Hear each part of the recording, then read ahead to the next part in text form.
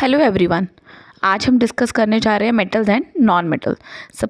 पहले समझते हैं कि मेटल्स क्या होते हैं और नॉन मेटल्स क्या होते हैं। मेटल्स होते हैं which have tendency to lose electrons. और नॉन मेटल क्या होते हैं? नॉन मेटल्स होते हैं which have tendency to gain electrons. इनको और भी तरह से हम क्या कर सकते हैं, क्लासीफाई कर सकते हैं। तो देखते हैं किस तरह से। अगर हम जनरल बात करें मेटल्स की और नॉन मेटल्स की, मेटल्स जो होते हैं वो लस्ट्रस रहते हैं और नॉन मेटल्स जो होते हैं वो नॉन लस्ट्रस होते हैं। हम जनरल बात कर रहे हैं, एक्सेप्शंस हैं। आगे हम बात करते हैं मेटल जो होते हैं दे आर मेलिएबल का मतलब उनको शीट्स में कन्वर्ट किया जा सकता है, थिन शीट्स में।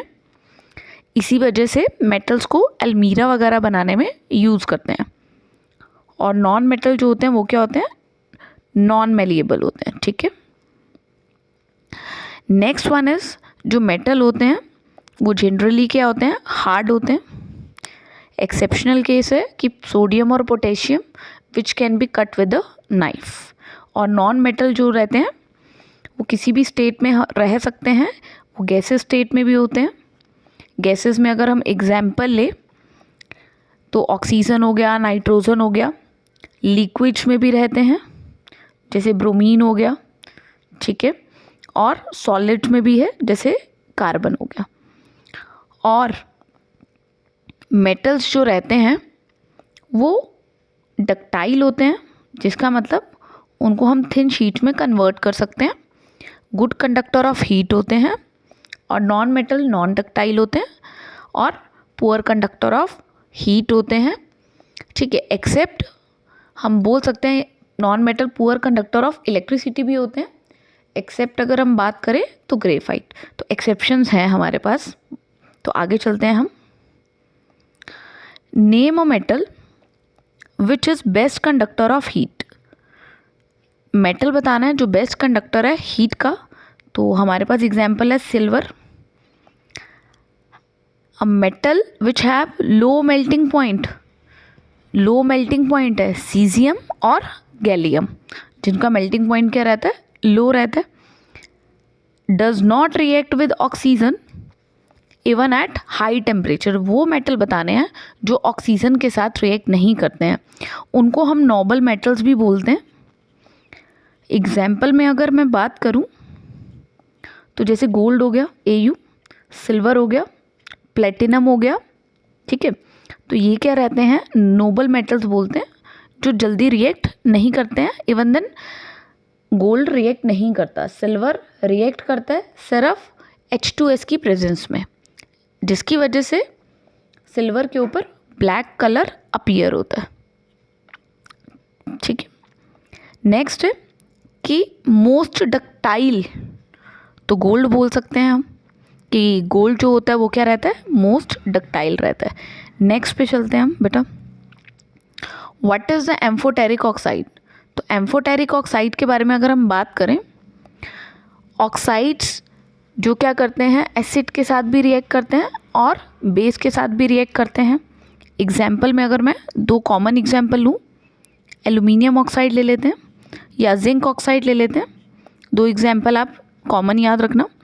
तो ये एसिड के साथ भी रिएक्ट करते हैं और बेस के साथ भी रिएक्ट करते हैं, ठीक है। तो देखिए, जब यहाँ पर ये एसिड था तो ये कैसे बिहेव करेंगे? बेस की तरह बिहेव करेंगे और क्या बनाएंगे? सॉल्ट बनाएंगे और वाटर प्रोड्यूस करेंगे। और अगर हम यहाँ पर NaOH ले लेते तो NaOH तो स्ट्रॉन्ग बेस है, तो इट मीन्स एल्यूमिनियम ऑक्साइड कैसे एक्ट करेगा? एज अ एसिड एक्ट करेगा। और ये क्या बनाएंगे? सोडियम एल्यूमिनेट बनाएंगे। और काफ़ी इम्पॉर्टेंट क्वेश्चन है ये, तो आपको ध्यान रखना है। नेक्स्ट क्वेश्चन पे चलते हैं हम। एल्यूमिनियम प्लस मेटल है। मेटल जब एसिड के साथ रिएक्ट करता है तो क्या बनाता है? Salt, and it produces hydrogen gas. और हाइड्रोजन का टेस्ट होता है। कैसे हम हाइड्रोजन को चेक कर सकते हैं? पॉप साउंड आता है इससे। When we brought burning candle near the test tube it gives a pop sound. तो अभी हम क्या करते हैं, इसका रिएक्शन देखते हैं। When metal react with acid, it produces salt and hydrogen gas. Next है मैग्नीशियम नाइट्रेट, ये क्या प्रोड्यूस करेगा, MgNO3 twice plus hydrogen. Nitric acid के बारे में देखिए, नाइट्रिक एसिड है. नाइट्रिक एसिड बहुत अच्छा ऑक्सीडाइजिंग एजेंट है. अगर हम इसको किसी और मेटल के साथ यूज़ करते, किसी भी मेटल के साथ यूज़ करते एक्सेप्ट मैग्नीशियम और मैग्नीज, इन दो को छोड़कर कोई और अगर हम मेटल यूज़ करते, तो यहाँ पर अगर मान लीजिए हमने यूज़ किया जिंक यूज़ कर लेते हैं और उसके साथ नाइट्रिक एसिड, तो यहाँ पर ये जिंक नाइट्रेट फॉर्म करता और हाइड्रोजन फॉर्म नहीं करता, क्योंकि नाइट्रिक एसिड बहुत अच्छा ऑक्सीडाइजिंग एजेंट है. तो ये हाइड्रोजन को ऑक्सीडाइज करके वाटर बना देता और कुछ नाइट्रोजन ऑक्साइड बन जाता, नाइट्रोजन ऑक्साइड बनता. ठीक है, तो आपको ध्यान रखना है कि अगर मैग्नीशियम और मैग्नीज है तभी हाइड्रोजन प्रोड्यूस होगा, किसी और मेटल के साथ हाइड्रोजन प्रोड्यूस नहीं करता नाइट्रिक एसिड. ये क्या प्रोड्यूस करेगा, वाटर प्रोड्यूस करेगा. Is it clear? चलिए नेक्स्ट पे चलते हैं. Why does calcium floats when it react with water. Calcium को जब वाटर के साथ रिएक्ट किया, then it produces calcium hydroxide and hydrogen gas.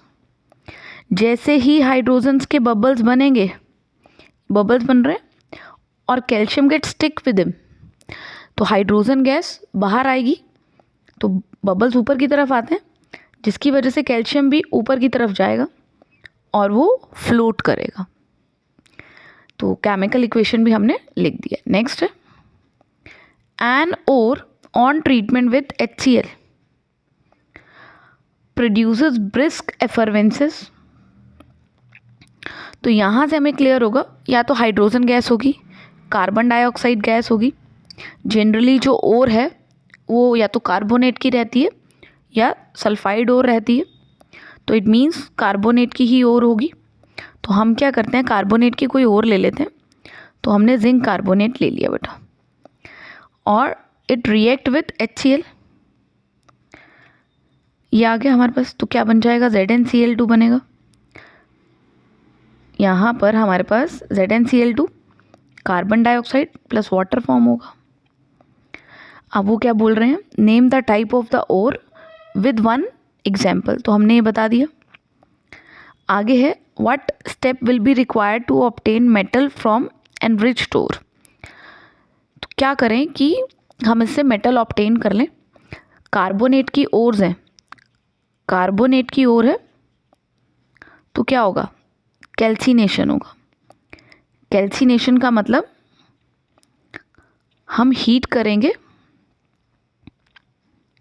In absence of oxygen, absence of oxygen. तो हमने एब्सेंस ऑफ ऑक्सीजन पे इसको हीट किया, जिंक कार्बोनेट लिया, हीट किया, तो it will form zinc oxide plus carbon dioxide. लेकिन हमें मेटल चाहिए था, तो हमने कोई भी रिड्यूसिंग एजेंट यूज़ किया, तो उसने उसको रिड्यूस कर दिया और कार्बन मोनोऑक्साइड, और एक्सेस में रहेगा सारा प्रोसेस, तो कार्बन डाइऑक्साइड बन के वो इवॉल्व हो जाएगा. इस तरह से हम मेटल को एक्सट्रैक्ट कर सकते हैं. Next, define corrosion. कोरोजन क्या होता है, slow eating up of metal. जंग एक दिन में तो नहीं लगता, ये एक बहुत स्लो प्रोसेस है. और कब होता है, when metal comes in contact with कोई पर्टिकुलर गैस नहीं लिखेंगे, हम लिखेंगे atmospheric gases. Atmospheric gases because her metal अलग तरह की गैसेस से रिएक्ट करता है और एटमॉस्फेयर में अलग अलग गैसेस होती हैं. ठीक है, contact with atmospheric gases such as oxygen, carbon dioxide, H2S and moisture.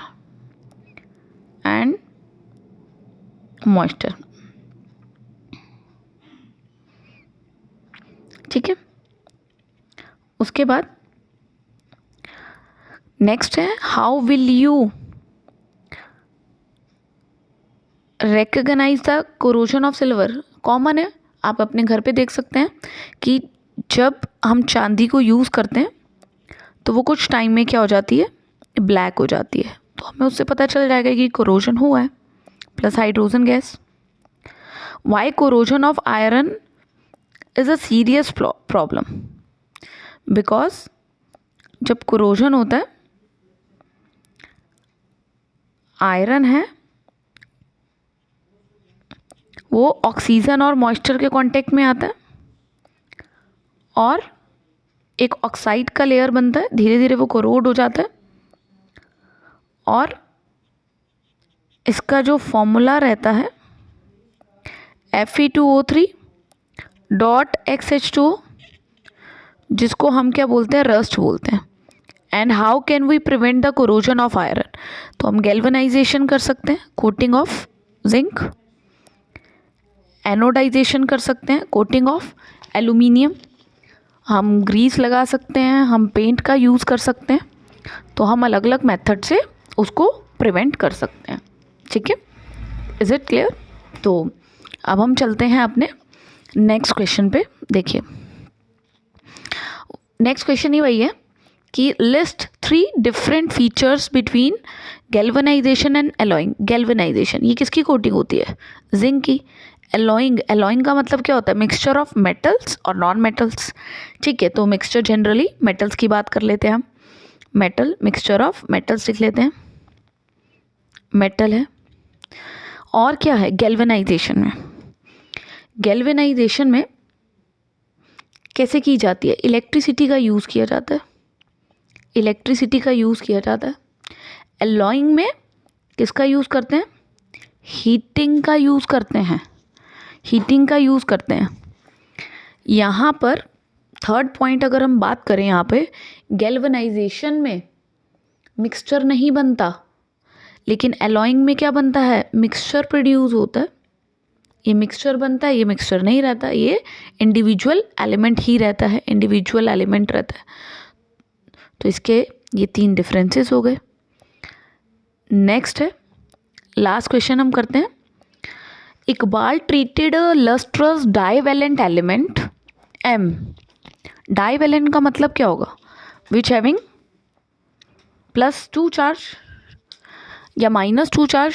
Divalent element है M विद सोडियम हाइड्रोक्साइड और मेटल है। ठीक है, लस्ट्रस है तो वैसी बात है मेटल ही होगा। तो उन्होंने बोला डाइवेलेंट एलिमेंट है M with sodium hydroxide and he observed the formation of the bubbles in the reaction mixture. He made the same observation when this element was treated with HCl. Suggest how can he identify the produced gas? Write the chemical reaction. तो हम देख लेते हैं, divalent element है तो हम यहाँ पर, और वो NaOH के साथ रिएक्ट कर रहा है, NaOH के साथ रिएक्ट कर रहा है और वो डाइवेलेंट एलिमेंट का मतलब हमारे पास क्या स्टैंड कर रहा था, +2 चार्ज रहेगा। फॉर्मेशन ऑफ बबल्स हैं, यहाँ पे ध्यान देना है हमें कि formation of bubbles in the reaction mixture. He made the same observation when it react with HCl। तो वो किसके साथ रिएक्ट कर रहा है, फिर से HCl के साथ भी रिएक्ट कर रहा है। मतलब ऐसा कोई कंपाउंड जो एसिड के साथ भी रिएक्ट करे और बेस के साथ भी, तो हमने अभी पीछे किया एम्फोटेरिक। ठीक है, तो एल्युमिनियम ऑक्साइड तो नहीं ले सकते बिकॉज एल्युमिनियम हैविंग +2 चार्ज, तो +3 चार्ज, तो क्या लेंगे, zinc oxide because zinc having +2 charge, zinc having +2 charge. तो क्या फॉर्म होगा यहाँ पर, यहाँ पर हमारे पास फॉर्म होगा, अगर बेस के साथ है तो Na2ZNO2 और प्लस में हमारे पास क्या आएगा, हाइड्रोजन गैस। और अगर हम इसकी बात करें तो ये क्या प्रोड्यूस करेगा, ZnCl2 प्लस, अच्छा वाटर आ रहा है ना यहाँ पे, वाटर। अगर ऑक्साइड लेते हैं तो वाटर प्रोड्यूस होता है, अगर हम उसका सिर्फ मेटल यूज़ करते हैं तो वहाँ पर हमारे पास क्या प्रोड्यूस होगा, हाइड्रोजन गैस प्रोड्यूस होगी। और कैसे हम इसका टेस्ट कर सकते हैं, when we brought burning candle near the test tube it gives a pop sound, clear है, ठीक है। यहाँ एल्यूमिनियम कब होता, अगर वो वहाँ पर +3 चार्ज लिख के देते हैं, अभी +2 चार्ज लिख के दिया। Is it clear? Next question देखते हैं हम। Define the extraction of metal, electrolytic refining is use to obtain pure metal. Question is that कि किसको हम एनोड की तरह यूज़ करेंगे, कैथोड की तरह यूज़ करेंगे for refining of silver metal. Electrolyte बताना है, where do we get the pure silver, ठीक है। हमें इसमें सारा डाटा मतलब इलेक्ट्रोलिटिक रिफाइनिंग को डिस्कस करना है, तो मैं यहाँ पर इलेक्ट्रोलिटिक रिफाइनिंग डिस्कस करती हूँ। मान लीजिए हमारे पास सिल्वर है और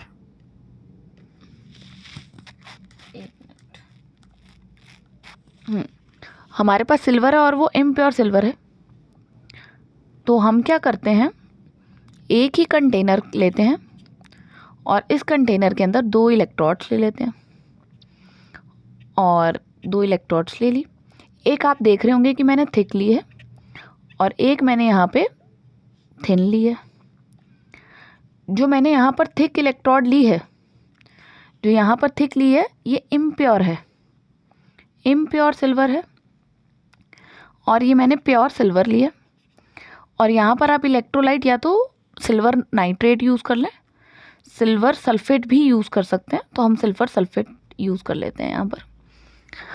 और जो इम्प्योर है सिल्वर, वो कैसे काम करता है, आपको ध्यान में रखना होगा कि वो एज अ एनोड काम करेगा, और जो प्योर सिल्वर है, प्योर सिल्वर, वो कैसे काम करेगा, एज अ कैथोड काम करेगा, ठीक है।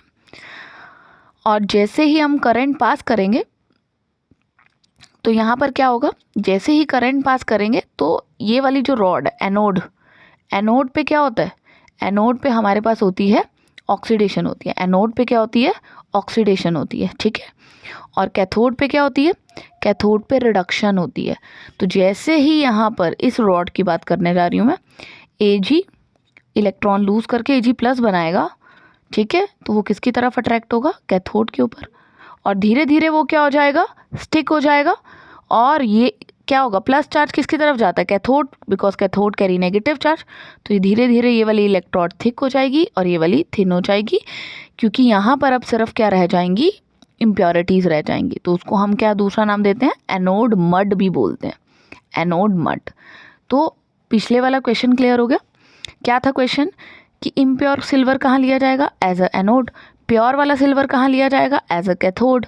इलेक्ट्रोलाइट कौन सा लिया जाएगा, आप सिल्वर सल्फेट भी ले सकते हैं और आप सिल्वर नाइट्रेट भी ले सकते हैं। Thank you so much.